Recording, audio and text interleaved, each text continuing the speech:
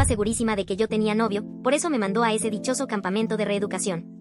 Después de todo el infierno que viví ahí, al fin capté el mensaje, me lavaron el cerebro para que les tuviera pavor a los hombres, así que me mantenía lo más lejos posible de ellos. Mi mamá estaba feliz de la vida con los resultados. Debía haberte mandado antes, decía ufana. Pero luego vio las cicatrices, todas las marcas que me habían dejado, ahí se dio cuenta de que había metido la pata. Se arrodilló ante mí, suplicándome perdón. Hoy era el día en que por fin me sacaban de esa pesadilla. Como era día de Acción de Gracias, mi mamá fue la que pasó a recogerme. Todo esto es tu culpa, espetó de entrada. Andar a escondidas, almorzar con chicos. Por eso te mandé a ese lugar, me regañó. Era por tu propio bien. No paraba de hablar durante todo el camino a casa. Mantuve la cabeza gacha, sin atreverme a pronunciar palabra, tenía miedo de que diera la vuelta y me dejara de nuevo en ese lugar. Con solo pensarlo me ponía a temblar. Cuando llegamos a la casa, mi mamá abrió la puerta. Papá ya estaba en el comedor, sonriendo de oreja a oreja, con los brazos abiertos, listo para abrazarme. En cuanto lo vi me quedé sin aire, me dolía todo el cuerpo, como si me palpitara en los huesos. Sentía que me asfixiaba. En ese campamento no nos permitían ni mirar a los hombres, ni siquiera en fotografías, si rompías las reglas, te castigaban, gritos, latigazos, electrochoques, confinamiento solitario. Una vez encontraron un libro que había logrado colar, donde había un dibujo de un hombre, me colgaron boca abajo de los tobillos sobre una piscina de agua. Me taparon la boca y la nariz con un trapo y me soltaron. Caí al agua, justo cuando estaba a punto de desmayarme, me volvían a subir una y otra vez. De verdad pensé que iba a morir ese día. Desde entonces les tengo pánico a todos los hombres, incluso a mi propio padre. Mamá me dio un leve empujón. Anda, saluda a tu papá. Antes eras tan extrovertida, ¿por qué te encoges así? Su voz sonaba cortante. Ni me atreví a protestar, entré rígida como una tabla. Fingí una sonrisa para ellos, me senté y empecé a tragar la comida a montones. Quería demostrarle a mi mamá cuánto me gustaba su comida, así que tomaba bocados enormes, pero olvidé que mi estómago ya no era el mismo. En el campamento me habían obligado a comer toda clase de porquerías y terminé con úlceras horribles. Tenían miedo de que mis padres lo descubrieran, así que me llevaron con un doctor de mala muerte que me estirpó gran parte del estómago. Después de apenas unos bocados me ardía por dentro, pero seguí comiendo porque no quería molestar a mi mamá. Al final no aguanté más, aparté el plato y corrí hacia el basurero, vomitando todo lo que acababa de comer. Mi mamá se puso furiosa. Trabajé como loca para preparar esa cena, ¿y tú nada más la vas a echar afuera? Más te vale que te portes bien o te mando de vuelta mañana mismo, a ver si aprendes disciplina. Entré en pánico. Sin siquiera limpiarme la boca me arrodilla frente a ella, llorando. Mamá, lo siento, haré lo que quieras, pero por favor no me regreses allá. Le agarré el pantalón, suplicando. Mi mamá se quedó desconcertada, sin decir nada. Entonces mi papá intervino. No la culpes, a lo mejor se contagió de algo en el campamento. ¿Por qué no llamas y averiguas? Mi mamá asintió y tomó su teléfono. La sujeté de la mano, negando con la cabeza. No estaba bien allá. No llames, por favor, no llames. Si vuelvo, voy a perder la cabeza. Mi mamá me apartó y salió del cuarto con el teléfono. Me desplomé en el piso, repitiendo una y otra vez, no llames. Papá trató de ayudarme a incorporarme. En cuanto sentí su mano, mi cuerpo se puso rígido, como si me electrocutaran. No me toques, grité. Papá se quedó helado, pero me habló con voz suave. Tranquila, todo está bien. Tu mamá y yo te queremos. Te mandamos allá para que corrigiera tus errores. Cuéntame, ¿qué pasa? Puedo ayudarte. Luché contra el miedo y lo miré despacio. Tenía la mirada seria, pero amable. Por un instante quise ceder, abrí la boca para decir algo, pero de pronto ¡bam!, mi mamá irrumpió de nuevo, azotando la puerta. Sentí cómo se me iba el color del rostro. Me agarró del cabello, me levantó del piso y me soltó una bofetada que me ardió en la cara. Papá se interpuso. Es solo una niña, no le hagas eso. Yo estaba entumecida. Después de las atrocidades de ese campamento, apenas sentía los golpes de mi mamá. Ella me señaló, gritando, ¿te crees muy lista? Los consejeros del campamento me contaron que no comías tu comida, que solo picoteaba bocadillos. Seguro eran cosas que te daba tu noviecito. ¿Novio? Al oír esa palabra me eché a temblar. Fue entonces que mi mamá soltó las palabras que más temía. Si no terminas con él en este instante, te regreso de inmediato. Papá, con tristeza, añadió, hija, ¿cómo pudiste hacernos esto? Me giré hacia mi padre, tensa y torpe, sintiendo un nudo en el corazón que me consumía de a poco. Casi había empezado a confiar en él. Mis labios temblaban, traté de explicarme, pero no encontraba las palabras. Mamá, por favor, créeme, nosotros no, haré lo que quieras, solo no me mandes de regreso, le rogué, arrodillándome. Ella me miró con desconcierto. Esta es la segunda vez que te arrodillas. Antes no hacías eso. ¿Dónde quedó tu carácter? Bajé la mirada y esbocé una sonrisa amarga y vacía. ¿De qué servía? Mío si estaba en juego mi vida. Antes era tan alegre, siempre bromeando y llevándome bien con todos en la escuela, pero como almorcé con un chico, sospecharon que tenía novio. Mamá me mandó a ese campamento diciendo que era por mi propio bien. No tenía ni la menor idea de lo que vivía allí. Al principio quise contárselo, pero no me creyó y les avisó a los consejeros todo lo que yo decía. Ese mismo día me desnudaron y me marcaron con un hierro al rojo vivo. No pararon hasta que les supliqué, prometiendo no contarles a mis padres cosas que no debían saber. Se acercaba el día de Acción de Gracias y por fin mamá me permitió volver a casa. Prefería morir antes que regresar, por eso me esforcé en convertirme en la hija perfecta. ¿Por qué ahora querían enviarme de nuevo? ¿No estaba siendo lo bastante obediente? Me juré no volver a hablar con ningún chico. ¿No debería bastar eso a mi mamá? ¿Por qué la molestaba que ahora yo fuera tan débil? Me quedé ahí, petrificada, dejando que sus palabras cayeran sobre mí como un aluvión. Te daré una oportunidad más, sentenció mamá. Te vigilaré unos días y, si te portas bien, podrás volver a la escuela. Levanté la vista de golpe, con los ojos llenos de esperanza. ¿De verdad todavía tenía chance de librarme de ese campamento? Lo juro, no me acercaré a ningún chico, prometí. Lo decía completamente en serio. Con solo ver a un hombre ahora me dan ataques de pánico, siento que el corazón se me va a salir del pecho. No podía respirar, empecé a temblar. La expresión de mi mamá se suavizó. Está bien, asintió. Estudia mucho. En los próximos días te estaré vigilando. Así pasé varios días encerrada en mi cuarto, pegada al escritorio, estudiando sin parar. No contacté a ninguno de mis amigos. Mamá me observaba desde la cámara de seguridad y sonreía satisfecha. Me dio una palmadita en el hombro. Parece que ese campamento sí sirvió de algo. Si hubiera sabido que funcionaba tan bien, te habría mandado antes. No dije nada. Solo sonreí e intenté mostrarme complaciente. Al día siguiente me llevó a inscribirme en la escuela. En mi primer día me planté frente a la puerta de la escuela y no podía avanzar, había demasiados chicos. Me mareé y me faltó el aire. Mamá me miró con impaciencia. ¿Por qué no entras? ¿Quieres volver a ese campamento? Al oír esas palabras sentí miedo puro, se me escapó un grito. Todo el mundo volteó a mirarme. Mi mamá, sorprendida, frunció el ceño. Ya basta. Si no quieres entrar, volvemos. Lo único que pensé fue en no regresar a ese infierno. Sin importarme las miradas a mi alrededor, salí corriendo hacia la escuela. Entré al salón y encontré mi asiento. Mi compañero de pupitre era un chico. Me moví a un lado, lo más lejos posible de él. Pasé todo el día con la vista clavada en mi libro, sin mirar a ningún chico y sin hablar con nadie. Cuando terminó la jornada, mi compañero de pupitre me detuvo. Oye, ¿hay algún malentendido? Su voz era suave, pero yo sentí pánico. Negué con la cabeza y lo empujé, ignorando sus gritos, huí. De camino a casa bajé la mirada, había demasiados hombres en la calle. Sé que está mal sentirme así, pero no lo puedo evitar. Al llegar a un bosquecito más apartado, me agarraron por sorpresa. Al voltear vi a varias chicas de cabello teñido y ropa de maleantes, fumando y mirándome de arriba a abajo.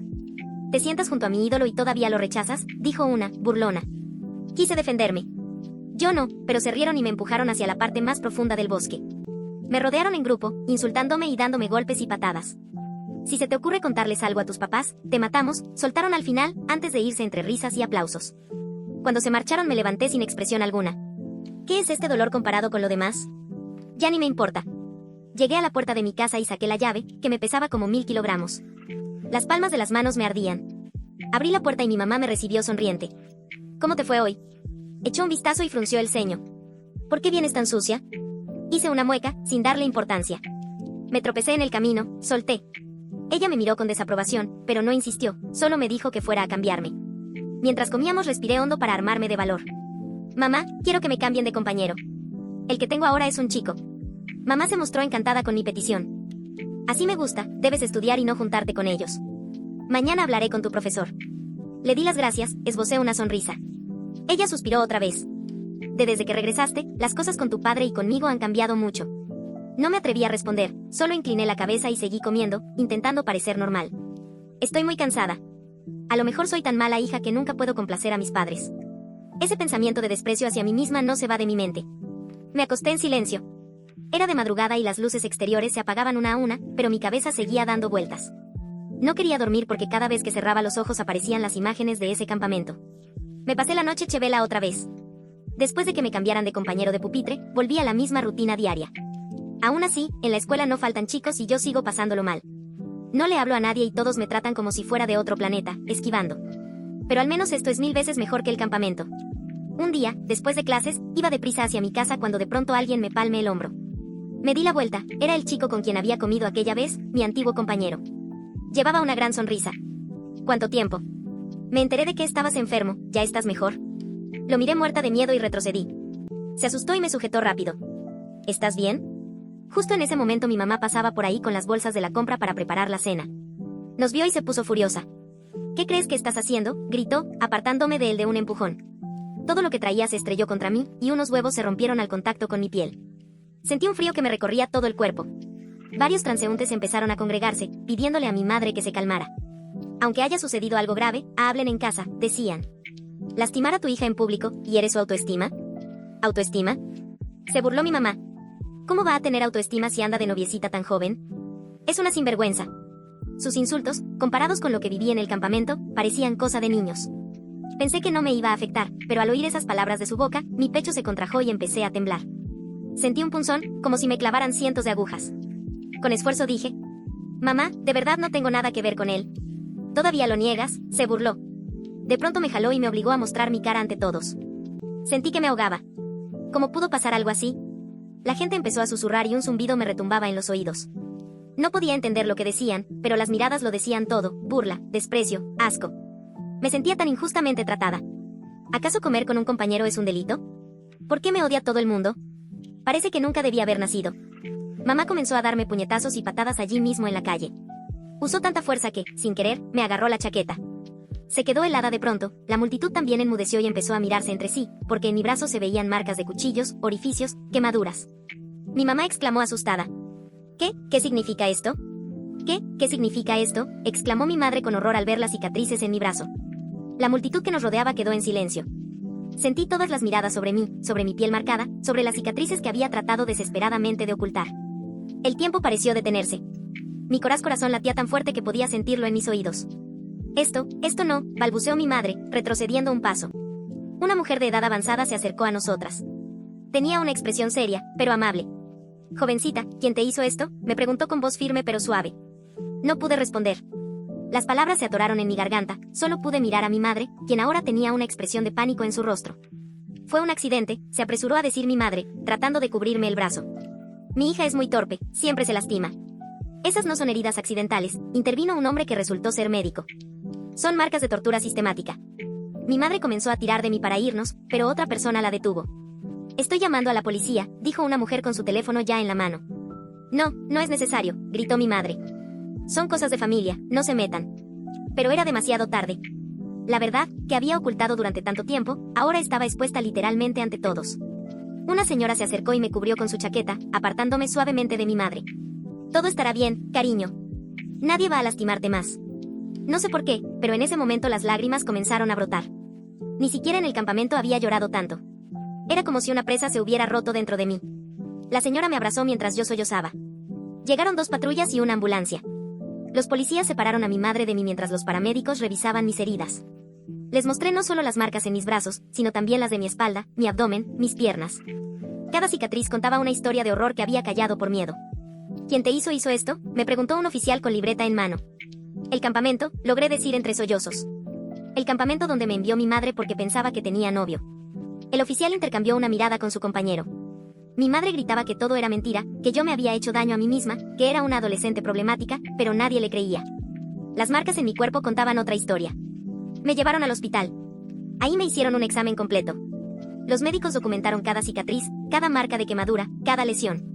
Tomaron fotografías, hicieron preguntas, anotaron todo. Me sentí expuesta y vulnerable, pero también, por primera vez en mucho tiempo, sentí que alguien me estaba escuchando, que alguien creía en mí. Una trabajadora social vino a hablar conmigo. Se llamaba Elena y tenía una sonrisa amable. «No vas a volver a casa por ahora», me explicó. «Te quedarás en un hogar temporal mientras investigamos lo que pasó en ese campamento». «¿Y mi madre?», pregunté con un nudo en la garganta. «Está detenida para investigación. Tu padre también está siendo interrogado». Sentí una mezcla extraña de alivio. ¿Estaba traicionando a mi familia? ¿Era una mala hija por contar la verdad? Pero cada vez que pensaba en volver a ese campamento, el terror me invadía. «Necesito que me cuentes todo sobre ese lugar», dijo Elena. Y así lo hice. Le conté sobre los castigos, los abusos, las torturas. Le conté sobre cómo nos obligaban a odiar a los hombres, cómo nos castigaban si siquiera mirábamos a uno. Le conté sobre mi operación de estómago, sobre los electrochoques, sobre el waterboarding. Mientras hablaba, Elena tomaba notas, y a veces se le humedecía los ojos. «Eres muy valiente», me dijo cuando terminé. «Con tu testimonio podemos cerrar ese lugar y evitar que otras chicas sufran lo mismo». 2 días después me trasladaron a un hogar temporal con una familia de acogida. Se apellidaban Morales y tenían una hija un poco mayor que yo, Sofía. Al principio estaba aterrada, no sabía qué esperar. El señor Morales era un hombre grande, y su sola presencia me hacía temblar, pero nunca levantó la voz, nunca hizo movimientos bruscos. Parecía entender mi miedo y me daba espacio. La señora Morales era cálida y paciente, no me presionaba para hablar ni para comer, simplemente estaba ahí, ofreciéndome un ambiente seguro. Sofía me prestó ropa y me mostró su colección de libros. Me trataban como a una persona, no como a un problema que resolver. Una semana después la policía allanó el campamento. Encontraron evidencia de abuso sistemático, instrumentos de tortura, celdas de aislamiento, registros de tratamientos. Arrestaron a varios consejeros. Las noticias mostraban imágenes del lugar y, cada vez que las veía, sentía náuseas, pero también alivio. Ya no podrían lastimar a más chicas. Elena me visitaba regularmente para actualizarme sobre el caso. Mis padres enfrentaban cargos por negligencia y abuso infantil. El campamento estaba siendo investigado por crímenes contra menores. Varios padres que habían enviado a sus hijas allí aseguraban que no sabían lo que realmente ocurría, que les habían prometido un programa de disciplina, no de tortura. ¿Me crees?, le pregunté un día a Elena. ¿Crees que mis padres no sabían lo que me estaban haciendo? Elena suspiró. Es complicado. A veces los padres se ciegan por sus propias creencias. Piensan que están haciendo lo correcto, incluso cuando causan daño. Pero eso no los exime de responsabilidad. Comencé a asistir a terapia 3 veces por semana. Mi terapeuta, la doctora Ramírez, era paciente y comprensiva. No me presionaba para hablar de las cosas más difíciles hasta que estaba lista. Con el tiempo empecé a procesar lo que me había pasado. Aprendí que lo que me hicieron no fue mi culpa. Aprendí que mis sentimientos eran válidos. Aprendí que tenía derecho a sanar. El juicio comenzó 3 meses después. Fue agotador. Tuve que testificar, contar mi historia frente a un tribunal lleno de extraños. Vi a mis padres sentados allí, escuchando cada palabra. Mi madre lloraba, mi padre mantenía la cabeza baja. Parte de mí quería correr hacia ellos, decirles que los perdonaba, que todo estaría bien si solo me prometían nunca volver a enviarme a ese lugar. Pero otra parte sabía que ya no podía confiar en ellos. Los directores del campamento fueron condenados a prisión. Algunos de los consejeros también. Mis padres recibieron una sentencia menor, pero perdieron la custodia permanentemente. Fue un proceso doloroso, a veces me sentía culpable, como si yo hubiera destruido a mi familia, pero la doctora Ramírez me ayudó a ver que fueron sus acciones, no las mías, las que llevaron a esta situación. La familia Morales decidió convertirse en mi familia de acogida permanente hasta que cumpliera la mayoría de edad. Poco a poco comencé a adaptarme a mi nueva vida. A los 6 meses pude volver a la escuela. Tenía miedo, pero Sofía estuvo a mi lado todo el tiempo. Me presentó a sus amigos, me ayudó a ponerme al día con las clases. Seguía teniendo miedo a los hombres, pero estaba trabajando en ello. El señor Morales me ayudaba siendo paciente, respetando mis límites. Un día incluso pude mantener una breve conversación con un compañero de clase sin entrar en pánico. Un año después del incidente en la calle recibí una carta de mi madre. Dudé en abrirla, la guardé en un cajón durante días. Finalmente se la mostré a la doctora Ramírez. ¿Quieres leerla?, me preguntó. No tienes que hacerlo si no te sientes lista. Quiero saber qué dice, respondí después de pensarlo. Pero tengo miedo. La abrimos juntas. Era una carta de disculpa. Mi madre reconocía el daño que me había causado. Escribió que estaba en terapia, tratando de entender por qué había actuado como lo hizo. No pedía perdón, solo me decía que me amaba y que esperaba que algún día pudiera sanar del daño que me había causado. No respondí a la carta. No estaba lista. Tal vez algún día lo estaría, pero por ahora necesitaba concentrarme en mi propia sanación. 2 años después del incidente, el último de los directores del campamento fue sentenciado. Fue como cerrar un capítulo. Ese día la familia Morales organizó una pequeña celebración. No era felicidad exactamente lo que sentíamos, sino alivio, justicia. Aún tengo cicatrices, tanto en mi cuerpo como en mi mente. Todavía hay días difíciles, hay noches en que las pesadillas me despiertan, momentos en que un sonido o un olor me devuelven a ese lugar oscuro. Pero también hay días buenos, días en que puedo reír, en que puedo disfrutar de las pequeñas cosas. He aprendido que la sanación no es un destino, sino un camino. A veces avanzas, a veces retrocedes, y está bien. Lo importante es seguir adelante. Hoy cumplo 18 años. Legalmente soy adulta. Ahora puedo tomar mis propias decisiones. Los Morales me han ofrecido quedarme con ellos mientras termino la escuela y empiezo la universidad. He decidido estudiar Derecho. Quiero ayudar a otros que han pasado por situaciones similares, quiero ser parte del cambio. La justicia no borró lo que me pasó, no eliminó el dolor ni curó instantáneamente las heridas, pero me dio algo que pensé que nunca tendría, esperanza. La oportunidad de reconstruir mi vida. La certeza de que lo que me hicieron estaba mal y que no tendría que volver a pasar por ello. Y por ahora, eso es suficiente.